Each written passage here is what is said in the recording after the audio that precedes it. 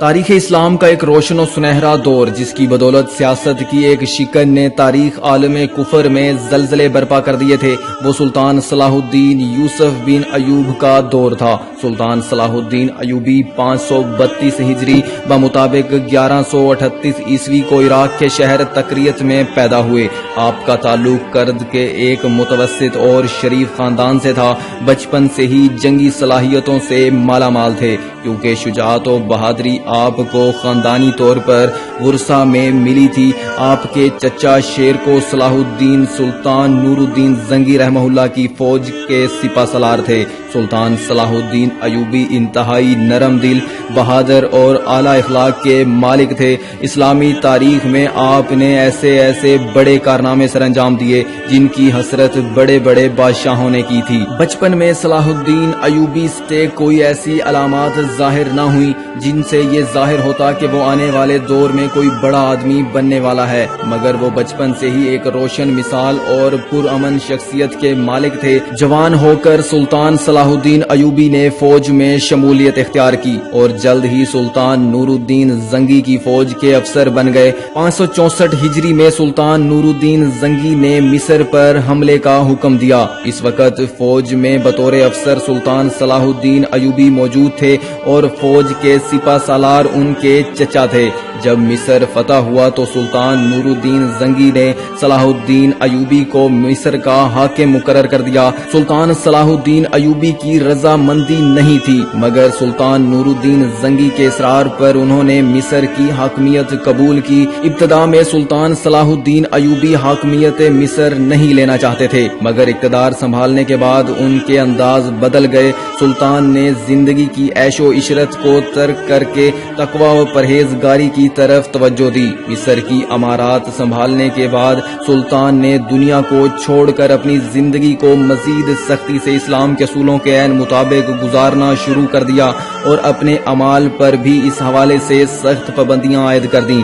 سلطان صلاح الدین ایوبی نے اپنی تمام تر کوششیں اس امر میں گزاریں کہ ایک ایسی سلطنت قائم کریں جس میں دشمنان دین کو بے داخل کرنے کی پوری طاقت ہو۔ اسی لیے سلطان صلاح الدین ایوبی نے ایک مرتبہ فرمایا، جب اللہ تعالیٰ نے مجھے مصر کی حاکمیت عطا کی تو میں سمجھ گیا کہ فلسطین بھی مجھے دینا اللہ کو منظور ہے۔ سلطان صلاح الدین ایوبی کو اپنی زندگی میں جہاد فی سبیل اللہ سے بے حد لگاؤ تھا۔ اس لگاؤ کا نتیجہ تھا کہ مصر کی امارات سنبھالنے کے صرف 5 سال بعد ہی سلطان صلاح الدین ایوبی نے 569 ہجری میں یمن بھی فتح کر لیا۔ مزید 6 سال کے عرصے میں 575 ہجری تک سلطان نے شام، حلب اور دیگر ساتھ کے کئی علاقے اپنی سلطنت میں شامل کر لیے۔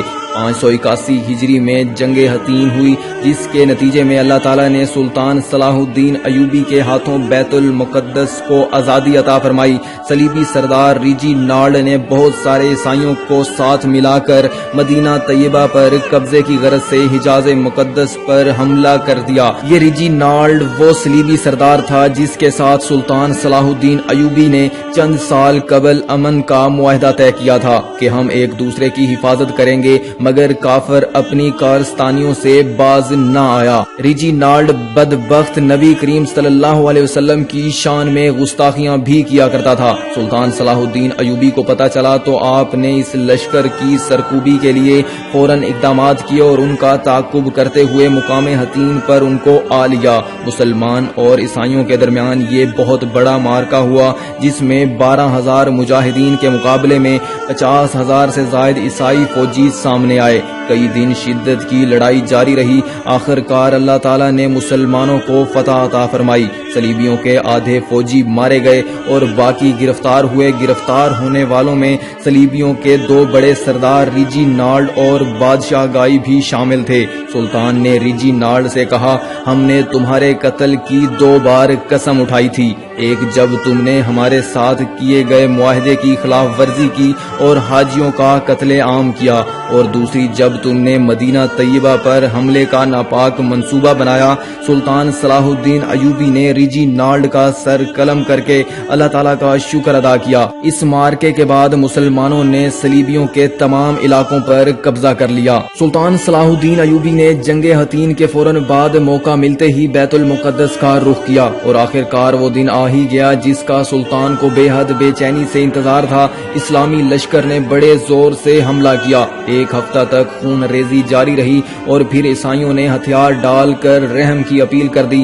آج پورے 90 برس کے بعد قبلہ اول مسلمانوں کے قبضے میں آ چکا تھا۔ اس عظیم الشان فتح کے بعد ہر طرف دعا، تسبیح و تحلیل اور تکبیر کا شور تھا۔ مسلمانوں نے بیت المقدس میں جمعہ کی نماز ادا کی۔ مسلمانوں کو اسلام کی فتح اور اللہ تعالیٰ کی نصرت کھلی آنکھوں سے نظر آ رہی تھی۔ بیت المقدس پر مسلمانوں کے قبضے کی خبر سن کر پورے یورپ میں کوہرام مچ گیا، جس کے نتیجے میں اٹلی، فرانس، جرمنی اور انگلستان سے 6 لاکھ فوجی متحد ہو کر فلسطین کی طرف نکل پڑے۔ سلطان صلاح الدین ایوبی کو جب اس لشکر کی روانگی کی خبر موصول ہوئی تو آپ نے ان کے مقابلے اور بیت المقدس کی حفاظت کے انتظامات مکمل کر لیے۔ یہ مسلمانوں اور عیسائیوں کے مابین تیسری بڑی صلیبی جنگ تھی، جس میں اتحادی فوجیوں کو سخت ناکامی کا سامنا کرنا پڑا، اور آخر کار وہ معاہدہ کرنے پر مجبور ہو گئے۔ اللہ تعالیٰ نے سلطان صلاح الدین ایوبی کے ہاتھوں مسلمانوں کو ایسی عظیم کامیابی عطا فرمائی کہ اس کے بعد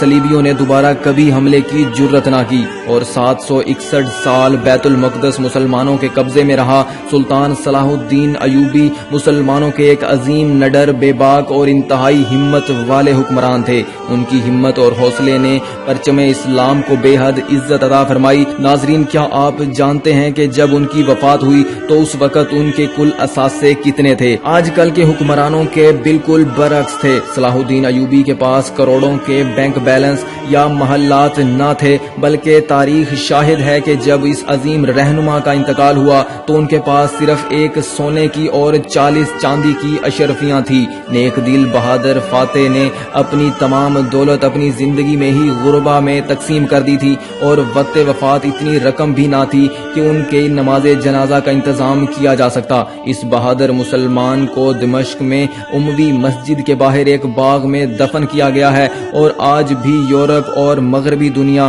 اس کی عظمت کی معترف ہے۔